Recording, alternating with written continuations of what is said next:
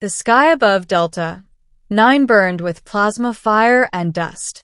To most humans, the war with the Xylar Dominion had become background noise, another distant conflict fought by faceless soldiers. But for Lieutenant Aaron Cade, a combat medic with the Terran Relief Corps, it was hell wrapped in silence. He wasn't a warrior. He was a healer. And yet, his field kit was stained with the blood of both sides. The Xylari were unlike anything humanity had encountered before, tall, lean beings with metallic skin that shimmered in hues of silver and violet. Their voices were harmonic, their eyes black pools reflecting light like glass. The war had started over resources, but it was now a tangle of revenge, pride, and misunderstanding, the usual human recipe for catastrophe. Aaron had landed on Delta 9 with his squad to recover wounded soldiers after an orbital strike went wrong. The terrain was a wreck, craters, twisted mechs, and silence broken by distant, dying plasma shots. When the smoke cleared, he found something he wasn't supposed to find. Middle, the enemy beneath the armor. He almost missed her at first, a flash of violet armor glinting from beneath a broken tree. He crouched, rifle ready, and peeled away debris. What he saw stopped him cold. She was a Xylari soldier, clearly wounded. Her breathing came out in sharp, mechanical-sounding pulses. The lower part of her armor was fractured, revealing luminous veins beneath her metallic skin. She tried to reach for her blade, but her arm trembled and fell limp. Aaron's instincts warred with his training. Enemy combatant. Leave her. But her expression, wide-eyed, defiant, and terrified, looked too human to ignore. "Don't," he said quietly, raising a hand. "I'm not going to hurt you." She hissed through her teeth, her strange voice carrying musical undertones even in anger. Human, a liar. "Yeah, well," he muttered, setting down his medkit. "I get that a lot." Her leg was badly broken. A jagged piece of armor had cut into what looked like tissue beneath. The wound glowed faintly, bleeding silvery fluid that hissed as it touched air. He didn't know if his tools would even work on her physiology, but leaving her there wasn't an option. As he leaned closer, she reached for him weakly, claws trembling. "Don't touch." "I'm a medic," he said, voice soft but firm. "You'll die if I don't." Her gaze flicked to the insignia on his sleeve, the Terran Relief Corps, a red cross surrounded by a circle of stars. She hesitated, eyes narrowing. Then she dropped her arm, exhausted. Aaron got to work. He used an adaptive gel, sealing what looked like arterial breaches, careful not to cause more damage. The gel sizzled against her skin, but eventually stabilized the wound. He wrapped her leg in a synth cast, murmuring instructions to his wrist display. She watched him silently, her chest rising and falling in shallow breaths. "What's your name?" he asked after a while. "Or, do I call you enemy number 4? She blinked slowly, her pupils shifting like liquid. "Clara," she said finally. "War Class Sentinel." "Nice to meet you, Clara," Aaron said dryly. "I'm Aaron, field medic, expert at patching up people who probably want to kill me later." Her gaze softened slightly. "You risk much." "Why?" "Because you're alive," he replied simply. "That's enough." For a long moment, the only sound was the crackle of distant gunfire. Then she said quietly, "Humans are strange. You're not the first to say that." A fragile connection. Hours passed as the night deepened. The evacuation shuttle was late, and Aaron stayed by her side, monitoring vitals. He found himself talking, partly to stay awake, partly to fill the void. He told her about Earth, the oceans, the smell of rain, the way sunlight danced across rivers. She listened silently, her head tilted as if trying to imagine what blue skies were. In return, she told him pieces of her world, Xylar Prime, a world of bioluminescent forests and crystal seas.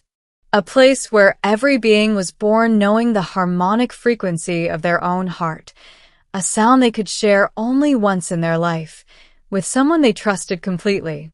When she spoke, her voice wasn't the sharp edge of a soldier's anymore. It was gentle, curious. You fight, she said, and heal. Why both? Aaron sighed. Because both need to exist. Someone has to pick up what war breaks. Clara tilted her head. Do you ever break? He looked away. Sometimes.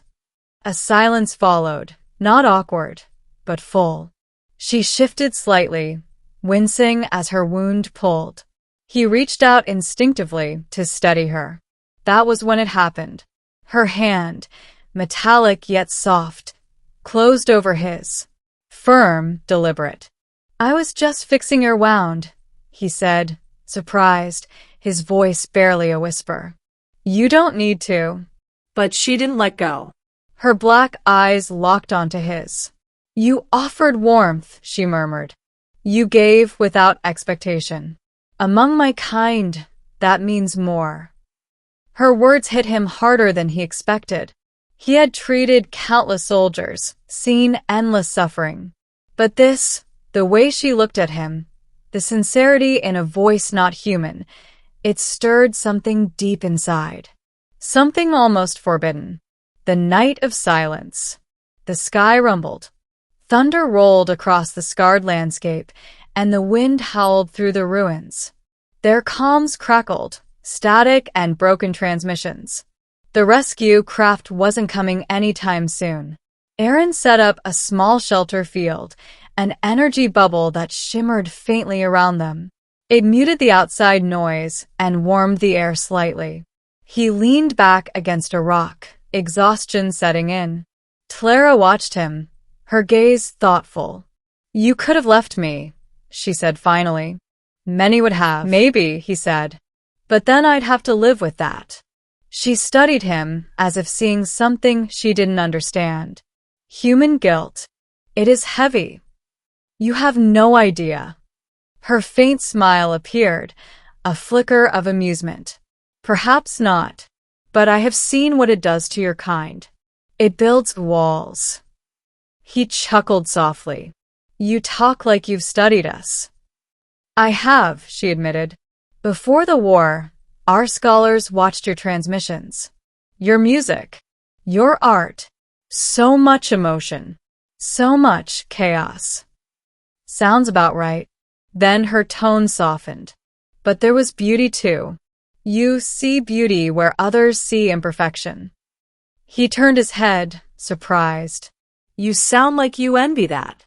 Her gaze dropped to her hands, long, silver fingers faintly glowing. We are engineered for precision, not beauty. I do not think I have ever been seen as such. Aaron's breath caught. For a moment, he forgot the war, the world, everything. You're wrong, he said quietly. She looked up. Wrong. You're alive. You have thoughts, feelings, curiosity. That's beauty, Clara. Doesn't matter what shape it comes in. Her eyes shimmered, not with tears, but with something close. Humans, she whispered. You see too much. He smiled faintly. Maybe not enough. Middle the search team. Dawn came with a metallic hue. The comms flared. A rescue beacon finally responded. Aaron felt a rush of relief, but also hesitation. Once command found out he had aided a Xylari, there'd be questions. Maybe orders he wouldn't want to follow. Clara sensed it too. You will turn me over, she said, her tone neutral. I'll tell them you're injured, he said, packing up his gear. They'll treat you. Maybe even execute me, she finished flatly. Your kind sees mine as monsters. Aaron opened his mouth, then closed it again. She wasn't wrong. The Terran High Command didn't do mercy well when it came to enemies. I can hide you, he said suddenly. There's a ridge cave a few clicks south. When the team lands, they won't scan that deep." She blinked in disbelief. "You would risk your life for an enemy?" "You stopped feeling like one last night," he said simply.